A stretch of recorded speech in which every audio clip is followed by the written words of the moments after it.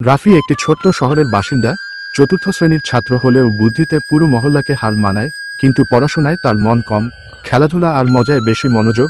রাফির মা প্রতিদিনই বলে, রাফি, এবার একটু বই খুলে বসো, পরীক্ষায় ফেল করলে কিন্তু মোবাইল বাজেয়াপ্ত করব। রাফি মাথা নাড়ায়, আচ্ছা মা, একটু পরে বসি।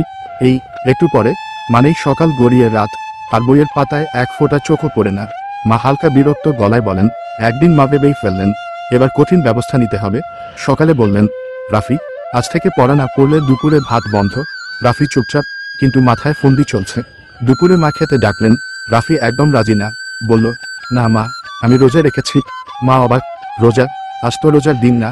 রাফি বলল, নিজের ইচ্ছায় রাখছি, পড়া না পড়লে তুমি তো খেতে দেবে না, আমি নিজেই না খেয়ে থাকবো। মা ব্যাবাচাকা খেয়ে চুপ, কিন্তু মায়ের বুদ্ধিও কম না। রাতে রাফির প্রিয় ভুনা খিচুড়ি রান্না হলো। বাসায় ঘ্রাণচং ভর্তি, পেটের ভেতর রাফির যুদ্ধ চলছে। মা প্লেট নিয়ে এসে বললেন, তুমি তো রোজা রেখেছ, খাবা না? ঠিক আছে, আমরাও খাচ্ছি, তোমার জন্য কিছু রাখবো না।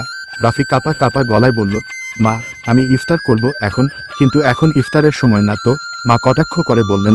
রাফি চোখ কচলে বলল, আমি রাতের রোজা রেখেছি মা, এটা নতুন নিয়ম। মা হেসে গড়িয়ে পড়লেন, বললেন, তোর এই বুদ্ধি যদি পড়াশোনায় লাগাতে পারতিস, তাহলে তো ক্লাসে ফার্স্ট হতিস।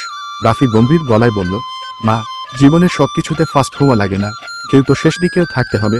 মা এবার রাগ করে বললেন, ঠিক আছে, তাহলে বই নিয়ে বসো, না হলে আমি তোর মোবাইল ফেসবুক থেকে টিকটক পর্যন্ত মুছে ফেলবো। রাফি বলল, মা, তুমি যদি আমার মোবাইলের অ্যাপ মুছে দাও, আমিও তোমার ফেসবুক প্রোফাইল থেকে সেই ফিল্টার দেওয়া ছবিগুলো মুছে ফেলবো। মা থমকে গেলেন, বললেন, তুই কি পাগল? সেই ছবিগুলোতে আমি অনেক কষ্ট করে কিউট লাগছিলাম। রাফি হাসলো, তাই বলি মা, আমরা দুজনই স্মার্ট, বইটা আমিও খুলে বসছি, তুমিও ফিল্টার বাদ দাও। মা ও ছেলে একসঙ্গে হেসে ফেললেন।